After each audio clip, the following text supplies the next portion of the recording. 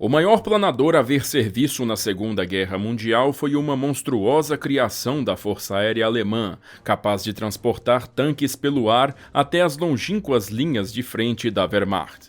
Hoje você vai conhecer o incrível Messerschmitt Me-321 Gigant.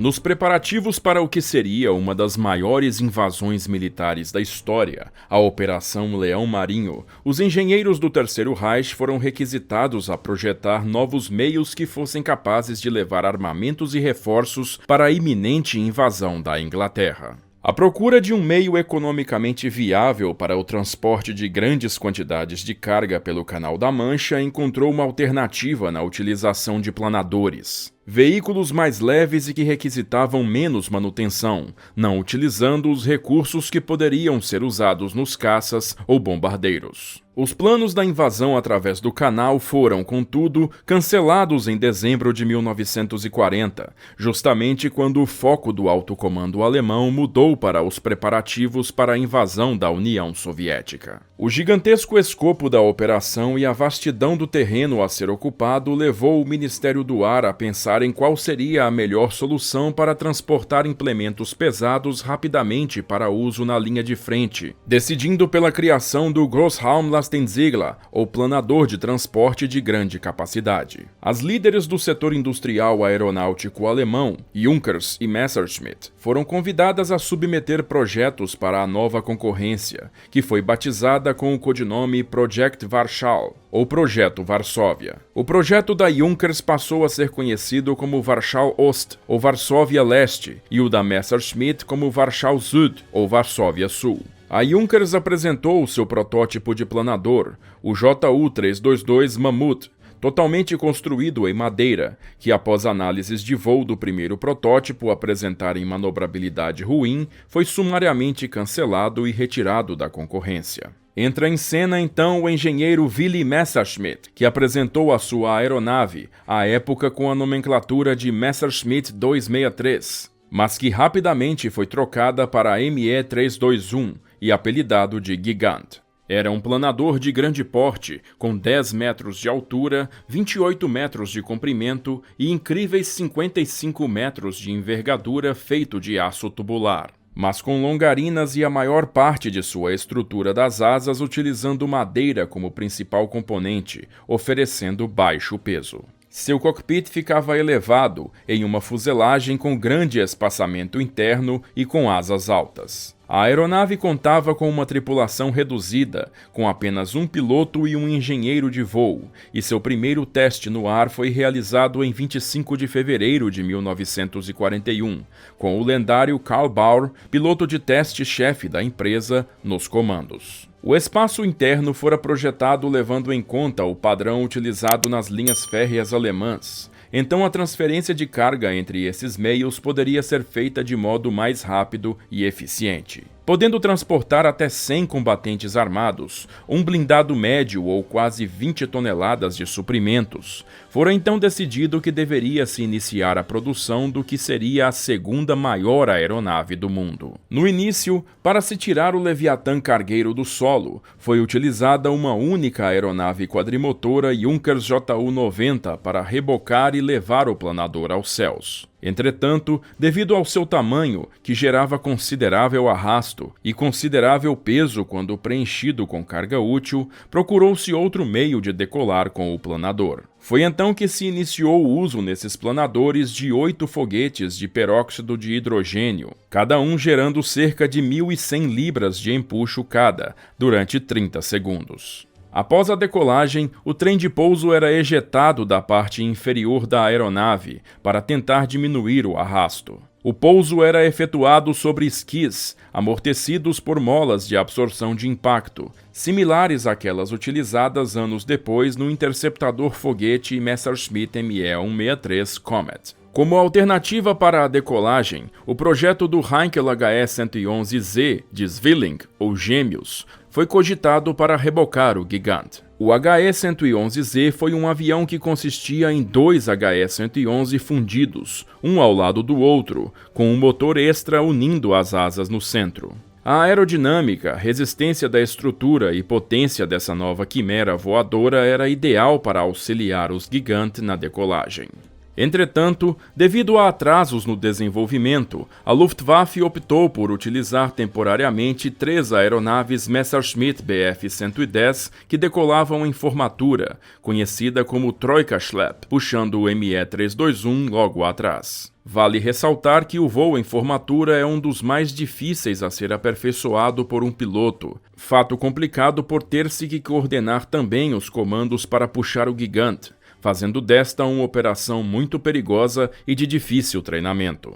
A destemida piloto de testes Hannah Height participou das avaliações do Me-321 e protagonizou um dos mais perigosos voos de sua vida nos comandos do monstruoso planador. Eu estava na cabine aguardando as ordens para decolar e via os 3 rebocadores lá embaixo. Meu Gigant estava equipado com foguetes de assistência para a decolagem, e uma vez que a autorização foi dada, eles foram ativados, e nada mais podia pará-los. Depois de uns poucos metros, um dos rebocadores teve problemas mecânicos e imediatamente soltou-se da formação. O avião do outro lado fez o mesmo para não nos puxar para fora da pista. E lá estava eu, com os foguetes queimando e um único rebocador que parecia uma formiga perto do meu gigante. Foi um dos momentos mais tensos da minha vida, mas segurei os controles com toda a minha força, acendi e pouco depois consegui aterrar a aeronave. Saí do avião e disse a Messerschmitt: "Isso é estúpido." Alguns registros apontam que em maio de 1941 um gravíssimo acidente aconteceu no programa de testes do Messerschmitt 321. Um planador completamente carregado de soldados foi ao chão, vitimando um total de 129 pessoas, no que teria sido o mais grave acidente aéreo da história até aquele ponto. Ainda na linha de produção, os projetistas da empresa realizaram atualizações na fuselagem e mecânica do avião, criando assim o sucessor do Me-321A1, o Me-321B1. Com um maior espaço no cockpit, agora era possível adicionar um copiloto, assim como a instalação de 4 ou 5 pontos defensivos com metralhadoras MG-15 de 7,92 mm. Em 1941, com o início da invasão da União Soviética pelo Terceiro Reich, a logística alemã foi colocada à prova. Com distâncias cada vez maiores para transpor, somadas às estreitas e degradadas estradas de terra soviéticas, logo o reabastecimento das tropas começou a ser realizado por vias aéreas, não mais exclusivamente por via terrestre.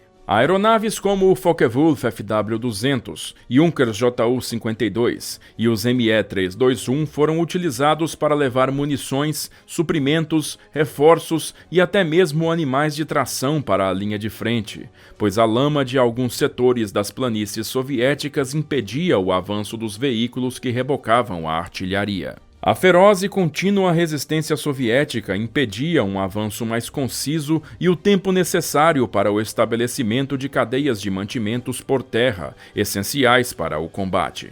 Após a estagnação do avanço alemão na Rússia, os planadores foram transferidos para uma outra operação vital ao esforço de guerra alemão: a invasão da ilha de Malta, no Mediterrâneo, no verão de 1942. Para o ataque, os gigantes seriam rebocados pelos HE-111Z. Entretanto, Hitler decidiu de última hora cancelar os planos de invasão da ilha. Foi com base na experiência dos que serviram nos combates no fronte russo que militares alemães observaram a necessidade de se estender a autonomia dos meios de transporte aéreo. Somente assim atenderiam às necessidades logísticas das divisões blindadas, possibilitando a velocidade e a capacidade de acompanhar as rápidas conquistas que a Blitzkrieg exigia. Foi com essa ideia que uma variante do Me-321 foi requisitada, mas desta vez não mais um planador. A fuselagem do Gigant fora reforçada, adaptada para se tornar um hexamotor que poderia decolar com auxílio de foguetes, utilizando 6 motores franceses Nomron 14N, numa escolha tomada para não estressar ainda mais o esforço de guerra alemão na produção de motores aeronáuticos. Um trem de pouso semi-retrátil foi instalado e o piso do compartimento de carga fora reforçado para aguentar cargas maiores. Assim nasceu o Messerschmitt Me-323. Com um avanço aliado no norte da África, as perdas materiais no solo e no mar se intensificaram. Utilizar navios para entregar os suprimentos necessários se mostrou inviável, fazendo com que o reabastecimento pelo ar fosse o escolhido para auxiliar os esforços de Rommel na defesa da Tunísia e dos territórios africanos ocupados pelo eixo. Os novos ME-323 se deslocaram para o Teatro do Mediterrâneo em novembro de 1942, realizando o transporte de artilharia, tanques, soldados e peças para as forças mecanizadas do Panzerarmee África em grandes comboios aéreos. Por seu peso e deslocamento, o ME-323 não era ágil e não passava dos 280 km por hora. Um alvo fácil para os caças aliados, não conseguia absorver grandes quantidades de dano em razão de sua estrutura de madeira, e acertos na área da tripulação, nos tanques de combustível ou nos motores, poderiam ser facilmente fatais. No decorrer das missões, as metralhadoras MG-15 foram trocadas por canhões de 13 mm ou 20 mm para melhorar seus recursos defensivos, dependendo da versão. A superioridade aérea dos inimigos, ressaltada pelo uso de inteligência obtida pela quebra dos códigos alemães, iria mais tarde demonstrar seu real poder. Em 22 de abril de 1943, 27 gigantes decolaram da Sicília transportando suprimentos para a Tunísia, escoltados por caças Messerschmitt Bf-109 do Jagdgeschwader 27, quando foram interceptados sobre o Mediterrâneo por 7 esquadrões de caça da Real Força Aérea Britânica, compostos de Curtiss P-40 e Supermarine Spitfire. Os pilotos britânicos dizimaram a formação alemã, levando abaixo nada menos que 17 gigantes, levando a perda fatal de 120 tripulantes e 700 barris de combustível. Apenas 10 cargueiros conseguiram pousar na Tunísia, metade deles completamente inutilizados. Tal catástrofe significou que um número próximo a 1/8 de toda a produção de ME-323 foi abatida em apenas uma única missão. Com a iminente derrota do eixo na África, os ME-323 restantes foram remanejados para o fronte oriental, assim como seus predecessores planadores, os ME-321. Com a maré da guerra virando-se contra a Alemanha e sua infraestrutura sob constante ataque, os ME-321 seriam aposentados em 1944 pela Luftwaffe, sendo alguns sucateados e outros convertidos em novos ME-323. O total de fuzelagens produzidas de ME-321 foi de 200, e outros 198 ME-323 foram fabricados antes do encerramento da linha em abril de 1944, sendo que nenhuma dessas gigantescas aeronaves sobreviveu no pós-guerra. Apenas o pedaço de uma longarina, que se encontra no Museu da Luftwaffe em Berlim, e destroços de um outro exemplar encontrado no fundo do mar perto da ilha da Sardenha em 2012 são conhecidos hoje. Encontrado por mero acaso a 8 milhas náuticas de La Maddalena, o ME-323 foi abatido por um caça Bristol Bullfighter em 26 de julho de 1943, e seus destroços hoje estão a 60 metros de profundidade, em relativas boas condições, com os 6 motores ainda em linha nas asas. Em seus dias, os hexamotores ME-323 foram somente contestados em seu tamanho por outro colosso dos céus, o Spruce Goose do projetista americano Howard Hughes, que fez um único voo pouco depois da guerra e hoje encontra-se preservado no Museu Aeroespacial de Evergreen, no estado do Oregon. Um projeto nascido das necessidades da fase mais eufórica da expansão militar alemã na Segunda Guerra Mundial, os gigantes singraram com suas monstruosas sombras os céus da Europa e do Mediterrâneo, mas a rápida evolução dos acontecimentos, que deterioraram aceleradamente as condições do Terceiro Reich, decretaram seu fim após uma curtíssima carreira, encerrando assim o capítulo das maiores aeronaves de base terrestre a verem serviço ativo na Segunda Guerra Mundial.